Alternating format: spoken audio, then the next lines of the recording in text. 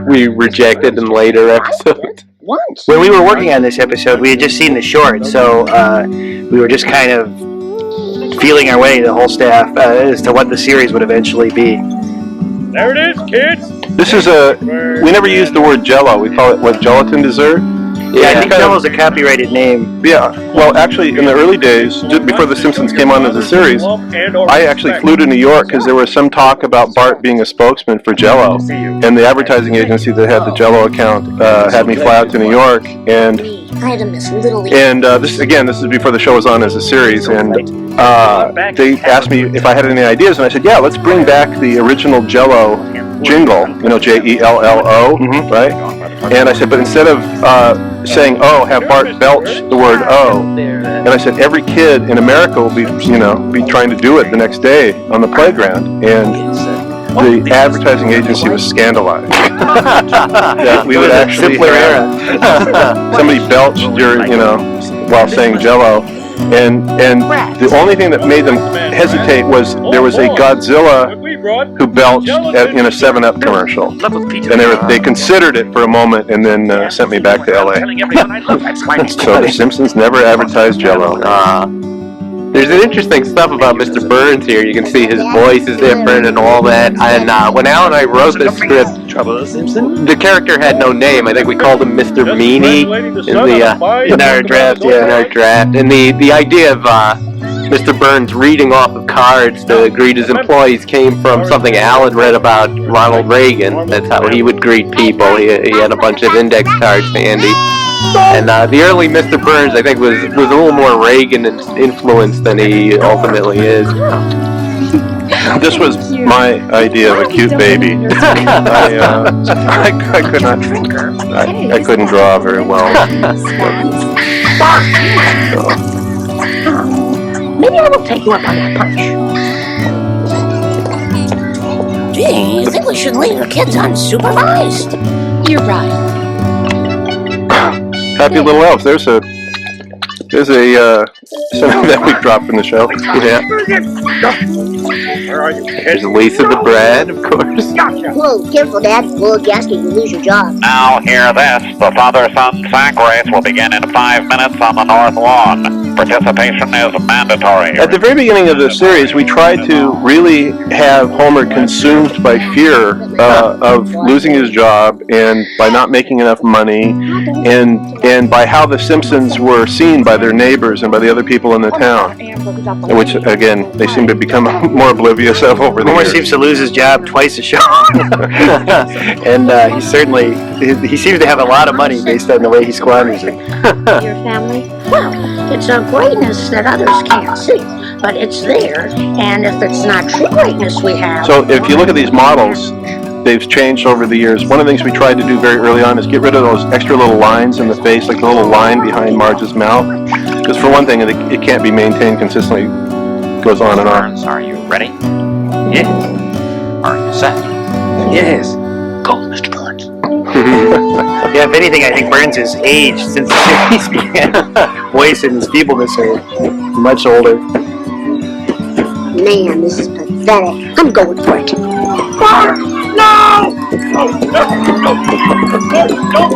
It's pretty good animation.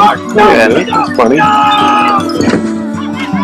So that sort of squishy thing, we don't do that anymore. Close one this year. Enjoying the shade. This was a song we heard Dean Martin sing, and we thought it would be funny for Marge to do it. He's here unless my one and only. Goodbye, friends, and don't be lonely. I need you! Yeah, I don't think Burns' estate really has this kind of Hearst Castle, Roman villa feel to it much anymore. Yeah, an early line where they say Stately Burns Manor is obviously a reference to the Batman series.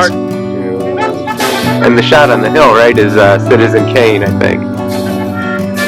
Musicians, cease that infernal tootling. Thank you all for coming. Wow, there's some Cell flare on the crowd. Bart, knock it off. Again, there's Maggie sucking her pacifier during dialogue, which we stopped after a few shows. Please get off my property. Until next year.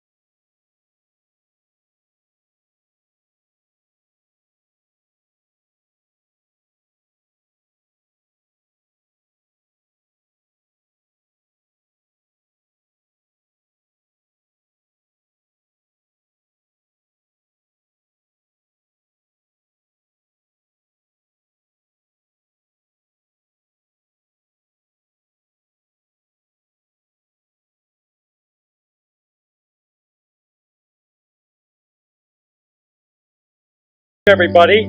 Yesterday was a real. Yeah, actually, many conservatives praise this show. It kind of cuts both ways. It is quite literally for all the condemnation. I know at least for years it was the only family on television that went to church. And there's not only a God in the show, but it's this very vicious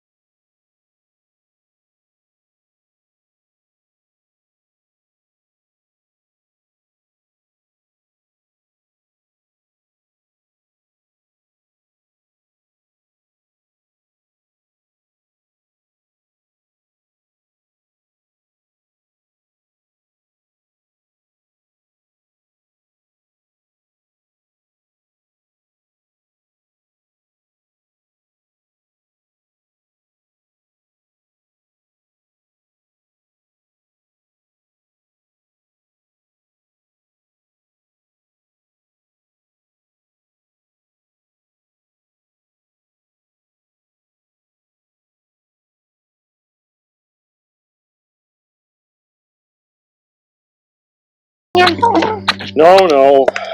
I want to be alone with my thought.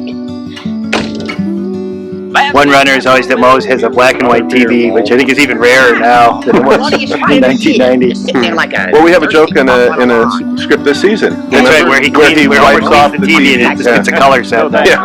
A couple years would be nice, though. Having $2, boys. Wow, this was the first appearance of Eddie and Lou, although Lou is supposed to be black. Yeah. He's named after Lou Whitaker, the former second baseman for the Detroit Tigers. People enjoy the Phoenix.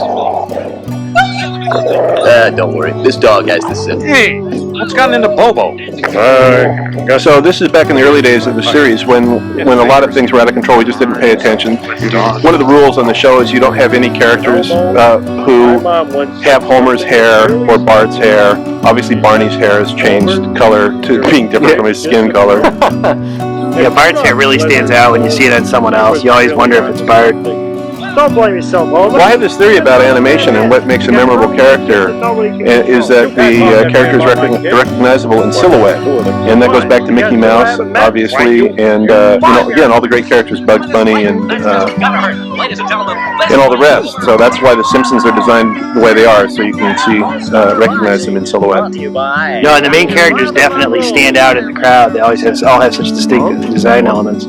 Honey, aren't you going to work today? No, I don't think so. Honey, you have a problem, and it won't get better till you admit it. I admit this. You better shut your big yap. Oh, you shut up. No, you shut up. No, you shut up. Oh, shut up. Shut up. Shut up. a lot of that shut up in this episode.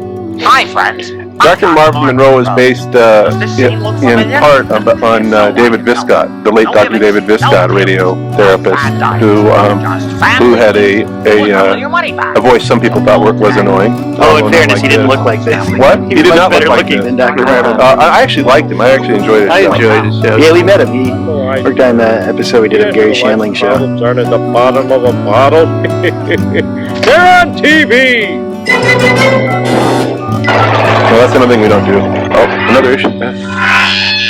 This might have been the first Itchy and Scratchy on the series, although I know they were in the shorts. Right. Well, it's interesting. Yeah, no title for it. People don't know.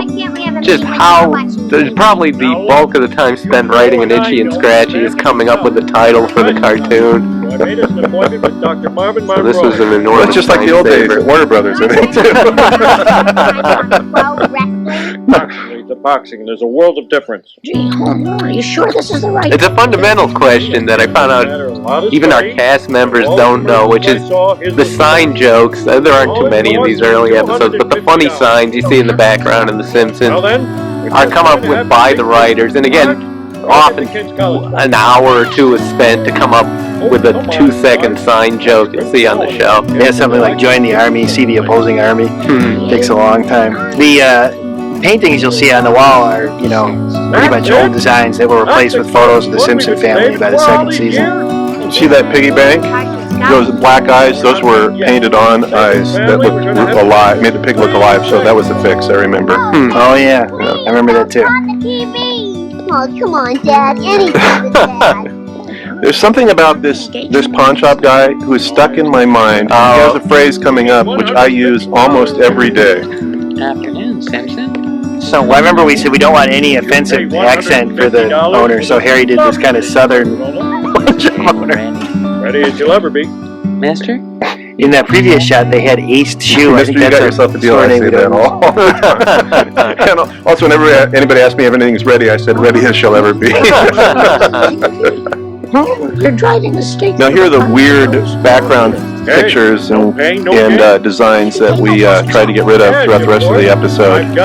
This is one of those episodes in the early days that had a lot of tragic flaws that were way off. This whole scene seems to be taking place inside an ice cream cone. Come on, family. Let's go celebrate our newfound ability to Oh dear. for each other. I'm Well, this was that was intentional. I know. a happy version of The Simpsons. I remember when we chocolate milkshakes was a family catchphrase. That's right, appearing in the shorts. No doubt you recognize me from TV. I remember when Mike and I came in to interview for the job and we had all the plots for the various episodes. What attracted us to this one was the upcoming scene where they're shocking each other. We just thought that would be a really funny one to write. I want you to draw for me your fear, Well, your the anxiety. idea behind this was just a more sadistic variation on the Laurel and Hardy taking turns throwing pies at each other, you know, at their antagonists. And begin. I love this scene. No surprises there. Homer, Some of those designs would have appeared in episodes this year. what have you got for us? Homer again losing his Homer? concentration. Sorry, I wasn't paying attention. Well, if you had been paying attention, perhaps you would have noticed that your family sees you as Marvin a Monroe rather graduated stern from Diploma authority. University. Ogre, if you will. Now, Doctor, that's not true. Ogre is such a strong word. Right on, Doc. Another successful diagnosis. Wow! Oh, Another technique I know you weeded out very early on, which is mouths going back behind the neck, and then the characters would open their Well, mouths. that's called the twister mouth, and I think Wes Archer, one of the original animation directors, may be responsible for that. I'm sure he'll say whether he was on another audio commentary coming up, but I actually that was the one deviation from their Simpsonian behavior that I really liked. These mallet things are padded with foam rubber. What's the point? It'd work much better without the padding, Doc. No, that's not true. See? That metal sound I always like. Usually they're plastic, I think. Are we cured yet? Yeah, I guess we were still honing our rules for sound effects. More unorthodox methods. What we've learned now, I mean, with the note that I keep giving at the dubbing sessions when we're mixing the show, is louder is funnier, more pain, more funny. Oh, I definitely. The more realistic and okay, here we go. This is one of the first. I believe this sequence was used in the film Die Hard or Die Hard 2. Die Hard 2, and I was just thinking about that, and it's I think it's the first time the Simpsons jump to the media, to another medium, or jump to the big screen, because you see it pop up, especially in Fox movies. It's good to get a nice, easy laugh out of the audience to show the Simpsons in the background. Is that why they do it? In Romeo and Michelle's Wedding, David Merkin, who directed the movie, inserted a clip from Homer in Outer Space, which was a Simpsons episode he had written. What did I call it? Romeo and Michelle's Wedding? Romeo and Michelle's high school reunion. This is not the way to get healthy! I always thought it was funny animation that Homer seems to be alternately enjoying it and horrible pain. Well, I remember this whole thing was put together in the editing because the way it was originally shot was completely different.